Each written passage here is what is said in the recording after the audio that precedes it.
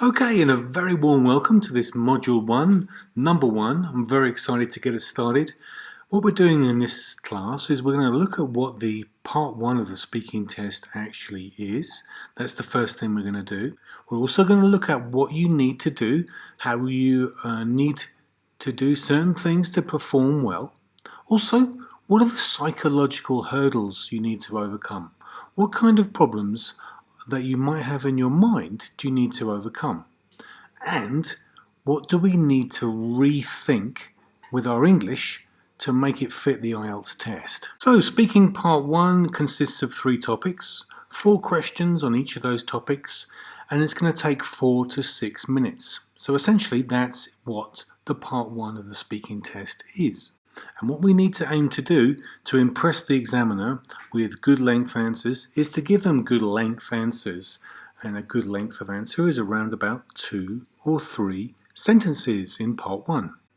So we need to provide firstly the answer, then explain the answer.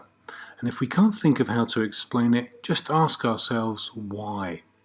And when we give an answer, try and avoid a list. So if we're given a question about something, try and avoid giving a list. We should also be aiming in part 1 to show the ability to understand the question and paraphrase the answer where and when possible.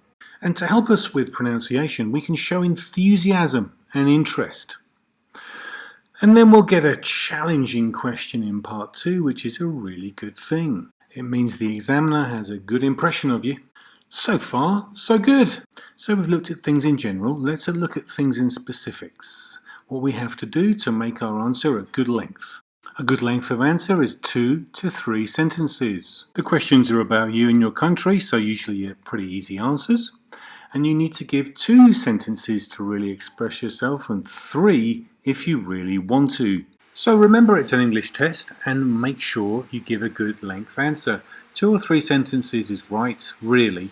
Don't have to count, but just make sure you do speak and answer the question. A lot of people, they just don't answer the question, they get nervous and they start giving you all the information they have about that subject, which is not answering the question.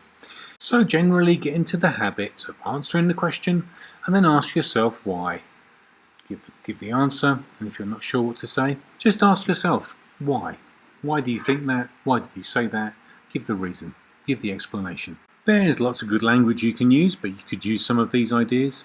Because, due to the fact that, this is due to, the reason for this is because. So lots of ways to introduce the explanation. So, ready to talk? Yeah, let's talk. Out loud, yeah, not internally. Get ready to talk. Okay. So, do you live in a house or a flat? You can use that currently, if you like. So here we go. Remember, this is an English test, not an intelligence test. It's not a truth test. It's an English test. So answer the question, give some extra detail, pause if you like. Don't put extra pressure on yourself to sound intelligent. It's just an English test, not an intelligence test. So, firstly, always answer the question. So, start getting into these habits. Firstly, answer the question. Then give more information, details, maybe an example. There's no need really for a new idea. If you're comfortable, consider synonyms, or you can change the words in the question. Namely, you can paraphrase. And you can paraphrase with synonyms if you like. Okay, so now is the time to start practicing. Alright? So be prepared. Doing well in IELTS is not the same as having a good conversation. You may have to relearn the way you're using English. So talking about relearning things, let's have a quick look at the unspoken problems in the speaking test. The things that I've come to realize over the years and that psychology studies show us, that we actually want to be friends. Yeah, we want to be friends with people, and our language shows it, that we even want to be friends with the examiner. What that means is that we'll probably try and use the same language as the examiner. We'll even try and be like the examiner. We'll be like the person we're with. Now remember, this might be something we're doing without even noticing. It's something we do normally and naturally in our life. So what does that actually mean? What does that actually mean in practice? Basically, that means we may want to use the same words as the examiner. We may want to use the same tone as the examiner, and that may be very dull. And that's what the examiner has to do. They have to be neutral. Now, you don't have to be neutral. You can show expressions in your voice.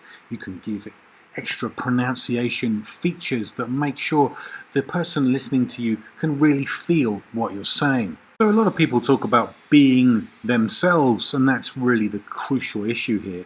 We want to be ourselves, not try and become friends with anybody. We want to be ourselves. Mostly, actually, what we really want is for the exam to be over. Of course, it's a test. We really want it to be over. We want to get on with our day, whatever we want to do next. We feel nervous, we don't like it. So all these things we must overcome. We must kind of enjoy, if you can, actually enjoy the experience of the test rather than, really wanting this to finish as quickly as possible. We have to take our time with it and try and enjoy the test as much as possible. Because remember, we've been practicing for years of English, and we've only got 15 minutes to show this years of practice. So it's really just time to focus. Okay, so let's do a little bit of practice, and I'm going to give you another question now. Again, let's try and speak out loud. You may need to pause if you need to. So, the question: why are you taking the IELTS test? So let's go ahead and hit pause and answer that question. Why are you taking the IELTS test? So how was your answer? Let's do a quick check. Here's a quick checklist for us. Number 1, it took me a second or two to answer. Did you answer fairly quickly? Number 2, I gave 2 or 3 sentences. Number 3 is the most important. I answered the question. I hope so. Number 4, I spoke clearly. And number 5, I made sense. 5 simple ways to check your answers in part 1. Alrighty? So just to clarify, just to give you some more ideas here. This question, why are you taking the IELTS test? One reason is enough. One reason is enough for each answer. Don't waste too much time thinking of a reason or many reasons. A simple answer is fine. Simple answers are fine. Just work hard on your English. And recognize that again, you might have to relearn the way you use English. Okay, so I know it sounds strange, but yes, let's have a quick look at this. The best approach is to keep it simple. Yes, it is an academic test, but keeping the idea simple is the best way, and it's a big reason why people do poorly, because they're trying to give those fancy ideas which are difficult to explain. Simple ideas using fancier language is a much better approach. Candidates have this problem every day. They try and create the ideas that they would normally give in their native language, and that's really difficult. So keep the ideas simple and use your best language to explain it. Yeah, it's an IELTS test, not an intelligence test. And one last thing, be very careful with academic language. People are often learning big long lists of very long words that are very academic and many syllables. Let's just keep those things simple. Explaining those things well is much better than using really fancy language. That's great, well done. So this is near the end of the class and you've done a great job in sticking with it. So you should have more understanding now about the kind of problems that IELTS candidates have, about the kind of hurdles we need to jump over to get those good scores. So let's focus on doing that. Okay, so let's look at that. Let's focus on how we can do that and how practically we can do that, how we need to organize our study time.